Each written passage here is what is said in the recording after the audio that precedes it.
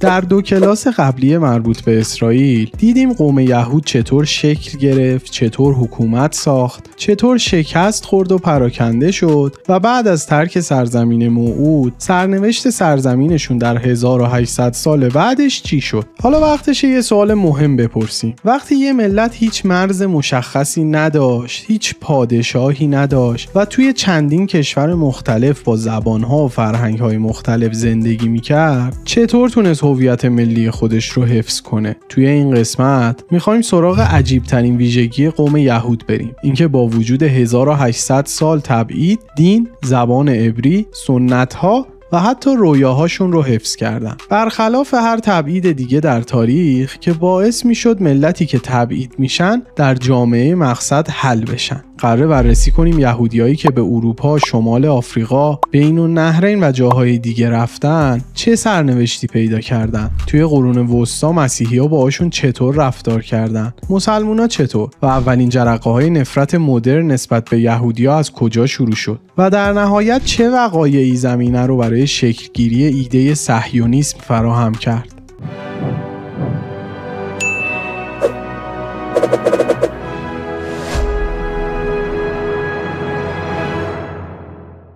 سلام، به مدرسه لرد استدیو خوش اومدین. من معلم کلاستون آقای لرد هستم. تو مدرسه لرد استدیو من سعی میکنم مطالبی که برای خودم جالب و جذاب بوده رو با زبون ساده با شما هم در میون بذارم. تو کلاس قبلی گفتیم که بعد از شکست شورش بار کوخبا در سال 135 میلادی، یهودی‌ها عملاً از سرزمینشون بیرون شدن و دیاسپورا یا پراکندگی بزرگ شکل گرفت. یهودیان پس از دیاسپورا به 2 شاخه اصلی تقسیم شدند. گروه اول به سمت شرق کوچ کردند و در سرزمین‌های تحت سلطه ایران که تحت کنترل شاهنشاهی اشکانیان بود ساکن شدند. در منابع تاریخی به جا مونده از ایران به این واقعه اشاره‌ای نشده، اما در منابع یهودی ذکر شده که یهودیان با استقبال زیادی وارد بین النهرین شدند. طبق منابع خود یهودی‌ها تخمین زده میشه تا پایان قرن دوم میلادی جمعیت یهودیان ساکن بابل و حوالیش به بیش از 1 میلیون نفر رسیده بوده. امپراتوری اشکانی با یهودیان نسبتاً مدارا میکرد، اما با ظهور شاهنشاهی ساسانی در سال 224 میلادی اوضاع یهودی‌ها بسیار بهتر شد. یهودی‌ها اجازه داشتن ساختار دینی و اجتماعی خودشون رو حفظ کنن، توی دربار ایران نماینده رسمی داشتن و برای تأسیس مراکز دینی و ساخت عبادتگاه هم آزاد بودن. به همین دلیل جامعه یهودی بین النهرین به یکی از پویاترین و عمیق‌ترین مراکز فکری و دینی یهود تبدیل شد. همینجا بود که تلمود بابلی، یکی از مهمترین متون دین یهودی، بین قرن 3 تا 5 میلادی تدوین شد. توی این دوران یهودیان شروع به تعیین رهبر هم برای خودشون کردند و مقامی ایجاد شد تحت عنوان قوش هگولا که به معنی رهبر تبعیدیان بود. این مقام نماینده سیاسی و دینی یهودیان در برابر حکومت‌های ایرانی و بعدتر اسلامی شد و تا قرن 10 هم ادامه داشت. همه اینها نشون دهنده وضع خوب یهودیان در منطقه بین النهرین تحت سلطه شاهان ایرانی و خلیفه‌های اسلامیه. سرنوشت اون یکی گروه چی شد؟ دسته دوم یا به خواست خودشون به سرزمین‌های امپراتوری روم رفتن یا به عنوان برده‌های جنگی به اونجا برده شدن. شمار زیادی از یهودی‌ها به شهرهای مثل اسکندریه، روم و قسطنطنیه رفتن. تعداد قابل توجهی هم در شبه جزیره ایبری ساکن شدند. از سال 135 به مدت حدود 2 قرن جایگاه یهودی‌ها در جامعه روم نه کاملا مساوی با بقیه بود نه مطرود بودند. یه جمعیتی بودند که چون تقریبا با مردم جامعه روم قاطی نمی‌شدن و قدرت نظامی هم نداشتن و تهدیدی به حساب نمی اومدن، کسی کاری به کارشون نداشت. اون دسته از یهودیایی هم که به عنوان برده منتقل شده بودن کم کم آزاد شدن و تبدیل به جوامع کوچک یهودی در شهرهای اروپا و شمال افریقا شدن. اما در سال 313 میلادی وقتی امپراتور کنستانتین مسیحیت رو به رسمیت شناخت و طی چند دهه بعد این دین به آیین رسمی امپراتوری روم تبدیل شد، اوضاع یهودی‌ها به شدت تغییر کرد. از نگاه رسمی کلیسا یهودیان یا قاتلان مسیح محسوب می‌شدند یا در بهترین حالت خائنین به مسیح. به همین دلیل رفته رفته در امپراتوری روم نگاه حکومت و جامعه نسبت به یهودی‌ها تغییر بزرگی کرد. یهودی‌ها هنوز همون مردمی بودن که سرشون تو کار خودشون بود و کاری به کار بقیه نداشتن، اما مردمی که حالا مسیحی شده بودن دیگه با یهودی‌ها کار داشتن. به همین دلیل به مرور قوانین سختگیرانه‌ای علیه یهودی‌ها اعمال شد. ساختن کنیسه جدید ممنوع بود. ازدواج یهودیان با مسیحیان ممنوع شد. البته که یهودی‌ها هم خیلی تمایلی به این کار نداشتن، اما این قانون در هر صورت ثبت شد. امکان مالکیت زمین از یهودی‌ها گرفته شد و حضورشون در مشاغل دولتی و نظامی هم ممنوع شد. در قرن هفتم میلادی یک قدرت تازه نفس به اسم لشکر اسلام در منطقه شبه جزیره عربستان ظهور کرد. با فتوحات مسلمانان قلمرو اسلامی تا قرن هشتم از غرب چین تا اسپانیا گسترش پیدا کرد. این باعث شد که اکثریت یهودیان جهان به جز جوامع کوچکی در اروپا حالا زیر سلطه مسلمانان زندگی کنند. در نظام اسلامی یهودیان جزو اهل ذمه محسوب می شدن، یعنی غیر مسلمانان اهل کتاب که با پرداخت مالیات جزیه و قبول برخی محدودیت ها میتونستن دین خودشون رو حفظ کنن، آزادانه عبادت کنن، مالک زمین بشن و حتی در دوره هایی میتونستن در مشاغل دولتی مشغول به کار بشن و دولت های اسلامی در زمینه حفظ جان و حقوقشون خودشون رو مسئول میدونستن. کلی اگر نگاه کنیم یهودی ها در سرزمین های تحت سلطه مسلمونا شرایط بهتر و باثبات‌تری از سرزمین های مسیحی داشتن. منابع تاریخی رو که میخوندم اینجا برای خودم یه سوال به وجود اومد که در قرن 8 میلادی که اکثریت یهودی‌ها تحت سلطه خلافت اسلامی زندگی میکردن و شرایط نسبتاً خوبی هم داشتن، چرا برنگشتن به سرزمین‌های خودشون؟ دلیلش بیشتر دینیه تا سیاسی. یهودی‌ها چندین بار در جنگ و شورش جلوی امپراتوری روم شکست خوردن و در نهایت مجبور به ترک سرزمین موعود شدن. با اینکه زندگی توی کنعان رو برای خودشون حقی میدونستن که خدا بهشون داده، اما چون قوم کوچیکی بودن به هیچ عنوان قدرت قد علم کردن جلوی امپراتوری روم رو نداشتن. دین یهودیت در ابتدای شکلگیریش ترکیبی بود از چند باور و قانون اصلی و اعمال دینی. اعمال دینی اولیه بر پایه قربانی کردن و شرکت در مراسم دینی در معابد بود و مفاهیمی مثل نماز، دعا و مناجات توش وجود نداشت. اما وقتی یهودی‌ها یکی یکی معابدشون تخریب شد و از بین رفت، عملاً مجبور بودن دینشون رو بازسازی کنن. قربانی کردن جای خودش رو به 3 نماز روزانه و دعا و مناجات داد. یعنی اعمال فعلی دین یهودیت در دوران بعد از سقوط پادشاهی یهودا توسط خاخام‌ها شکل گرفته. یکی از باورهای اساسی که در این دوران به دین یهودیت اضافه شد این بود که یهودی‌ها دیگه نباید برای بازگشت به سرزمین موعود تلاش کنن و حتی از بازگشت عجولانه منع می‌شدن. یعنی دیدگاهشون رفت به این سمت که باید منتظر ظهور منجی بمونن تا تحت رهبری منجی به سرزمین موعود برگردن و پادشاهی اسرائیل رو بازسازی کنن. این باور رو در مناجات روزانه‌شون هم میتونیم ببینیم که در هر 3 نماز روزانه‌شون یکی از دعاهای ثابت درخواست از خدا برای برگردوندن بنی اسرائیل به سرزمین موعوده. این تغییرات در باورهای دین یهود باعث شد که در دوران خلافت اسلامی خصوصا در قرن‌های 8 تا 11 میلادی که اوضاع منطقه فلسطین قبل از شروع جنگ‌های صلیبی نسبتاً آروم بود، یهودی‌ها انگیزه‌ای برای بازگشت به این منطقه قبل از ظهور منجی نداشته باشن. حالا که وارد بحث ویژگی‌های دین یهود شدیم، بد نیست همینجا ببینیم این دین چطوری به یهودی‌ها کمک کرد وقتی سرزمینشون رو از دست دادن هویت خودشون رو حفظ کنن. دین یهود بیش از 600 فرمان مختلف داره و الان با چند تایشون کار داریم که توی حفظ هویت یهودی‌ها از همه مهمتر بودن. اولی این که شنبه ها روز مقدس و تعطیله و هیچ کس نباید هیچ کاری به جز عبادت انجام بده. یعنی یهودی‌ها توی هر جامعه‌ای که بودن، چه اون جامعه اصلا روز تعطیل نداشت یا داشت، یا بدون توجه به اینکه روز تعطیلشون چه روزی بود، یهودی‌ها شنبه ها تعطیل بودن و برای انجام مناسک دینی دور هم جمع می‌شدن. فرمان مهم دوم کوشر بودن غذا بود. کوشر بودن غذا مفهومی بسیار نزدیک به غذای حلاله که شامل رعایت نکاتی در ذبح دام و طیور، شرایط نگهداری مواد غذایی و حتی نکاتی برای تولید نان و شرابه. غذای کوشر یکی از مهمترین قوانینی بود که یهودی‌ها رو مجبور می‌کرد جوامع خودشون رو شکل بدن و خودشون غذای مورد نیازشون رو تولید و تامین کنن. فرمان مهم بعدی تاکید به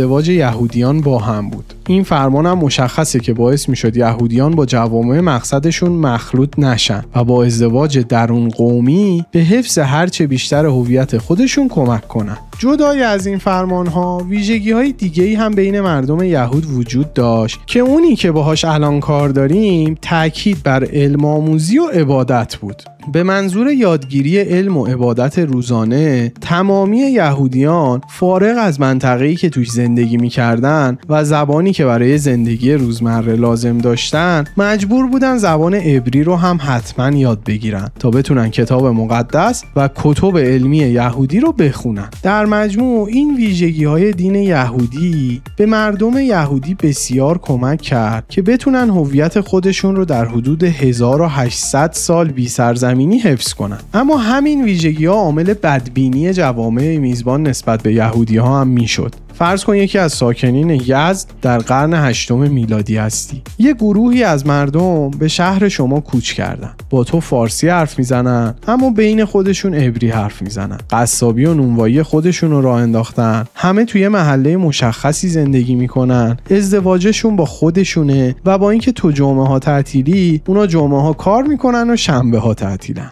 درسته کاری به کار تو ندارن اما تو بهشون خیلی مشکوک و بدبین میشی، نه؟ این دقیقاً اتفاقی بود که در اکثر جوامع میزبان یهودی‌ها رخ داد و زمینه ساز اتفاقات تلخ و ناخوشایندی شد که خود یهودی‌ها بهش میگن یهود ستیزی. حالا برگردیم سر بحثمون و بریم ببینیم حوالی قرن دهم اوضاع یهودی‌ها چطوری بود.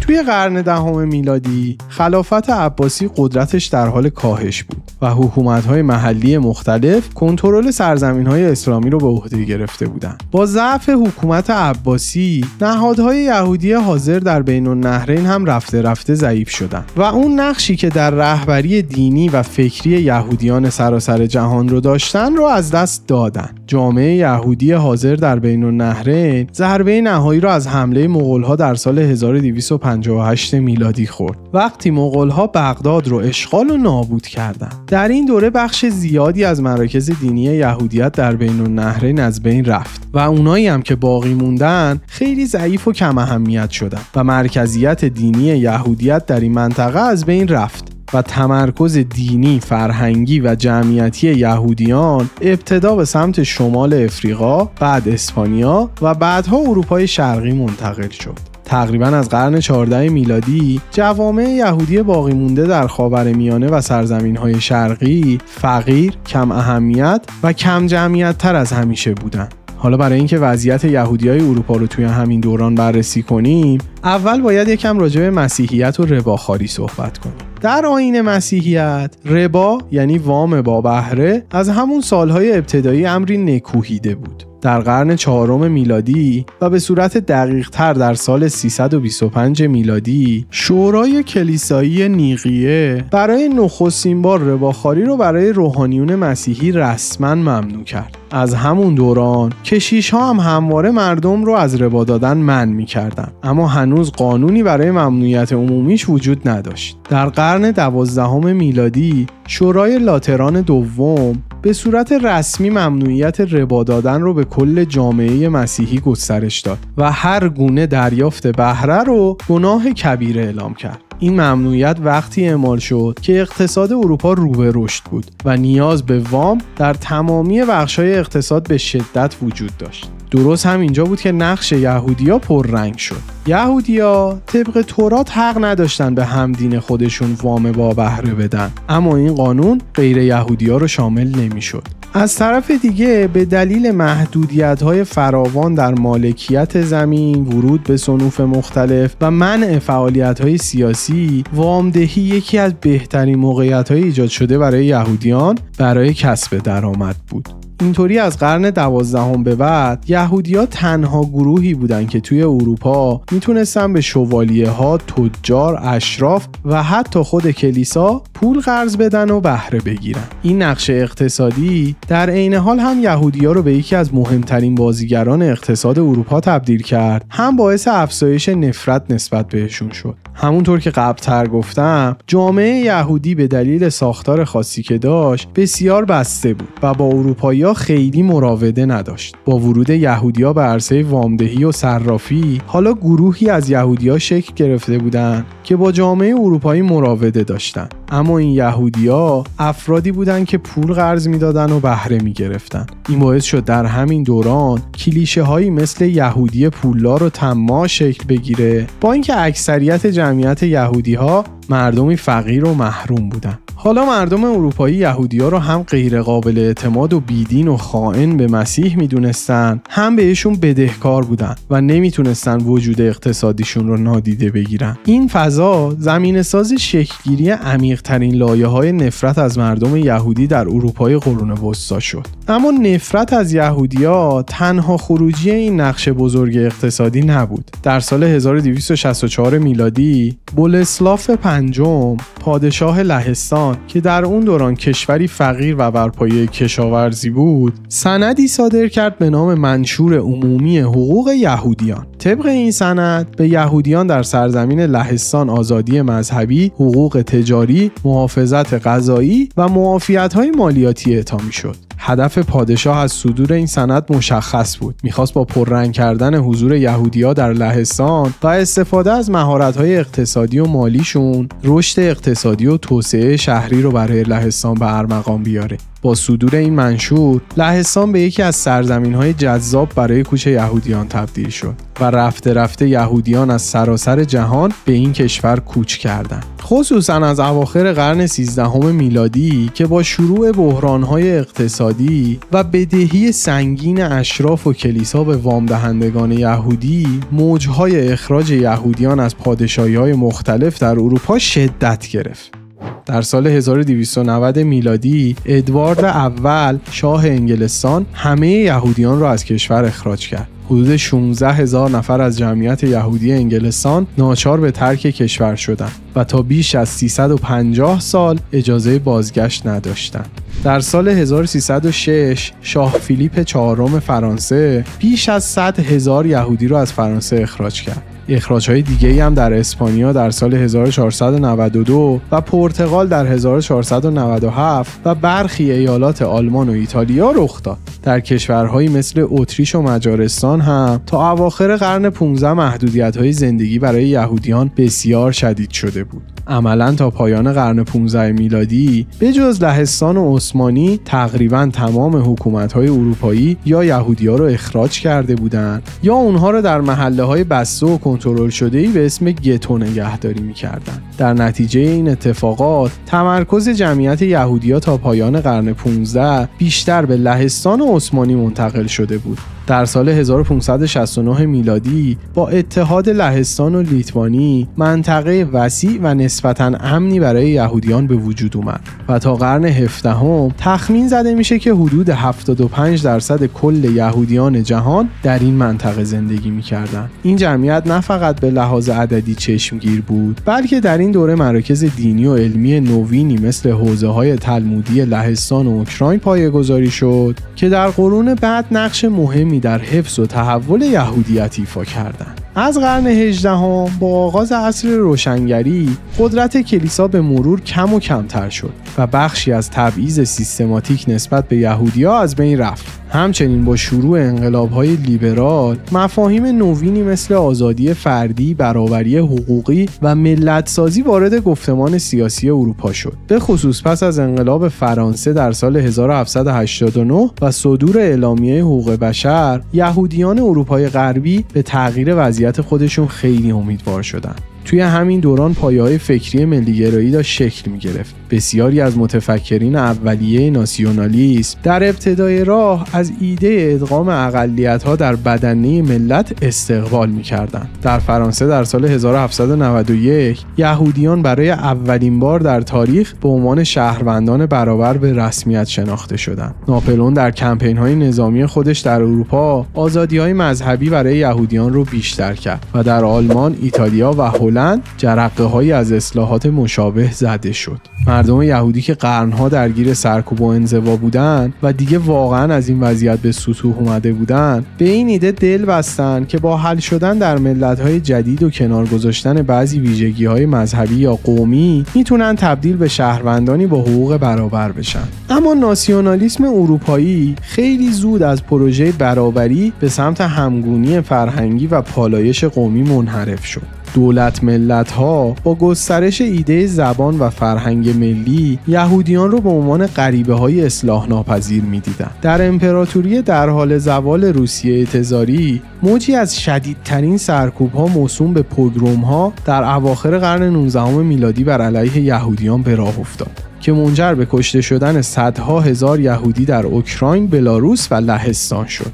در نتیجه این اتفاقات یک موج مهاجرتی عظیم شکل گرفت و بین سالهای 1880 تا 1924 بیش از 2.5 میلیون یهودی از اروپای شرقی به ایالات متحده امریکا مهاجرت کردند و همچنین بیش از 250,000 نفر به آرژانتین رفتند و جامعه بزرگی در بوئنوس آیرس تشکیل دادند. در امریکا و آرژانتین آزادی مذهبی به مراتب از اروپا بیشتر بود. فرصت اقتصادی فراهم بود و فضای ضد یهودی هم خیلی کمرنگ‌تر بود. در همین سالهای پایانی قرن 19 که یهودیان اروپا از ادغام کامل ناامید شده بودند و موجهای مهاجرتشون به قاره امریکا شروع شده بود، یه ایده دیگه هم شکل گرفت. یه مکتب فکری جدید که به سرعت در بین یهودیای سراسر جهان طرفدار پیدا کرد. مکتبی به نام صهیونیسم. تو کلاس امروز دیدیم چطور یهودیان بعد از 1800 سال پراکندگی با کمک ساختار ویژه دینی و اجتماعیشون تونستن هویت خودشون رو حفظ کنن. چه چالش‌هایی در زندگی تحت حاکمیت‌های مختلف داشتن، از مهاجرت بزرگ به لهستان عثمانی تا رباخواری در اروپا، اخراج‌ها، گتوها و کشتارهای گسترده تا رویای ادغام در ملت‌های مدرن و مهاجرت به امریکا. قصه یهودیت پر از پیچ و تابه. من اول که شروع به ساختن این مجموعه کردم فکر میکردم توی 3 جلسه به پایان میرسونمش، اما اینقدر توی تحقیقاتم به جزئیاتی خوردم که حس کردم برای درک درست از موقعیت فعلی یهودیا لازمه که بدونیمشون تعداد جلسات بیشتر شد و الان در پایان جلسه 3 تخمین میزنم هنوز 2 تا کلاس دیگه تا پایان موضوع داشته باشیم. تو کلاس بعدی میخوایم دقیق و مستند بررسی کنیم صهیونیسم دقیقاً چی بود، چه جریان‌هایی داشت، با چه بحران‌هایی روبرو شد و چطور مسیر تاریخ خاورمیانه رو برای همیشه عوض کرد. تا کلاس بعدی، خدا نگهدار. سلام رفیق، خوبی؟ هیچ میدونی برای ساختن تک تک این انیمیشن ها فشار زیادی به باسن من میاد. پس اگه برات زحمتی نیست تو هم یه فشار ریز به باسنت بیار و چنل رو سابسکرایب کن. اگر دوست داشتی ویدیو رو لایک کن و با دوستاتم به اشتراک بذار.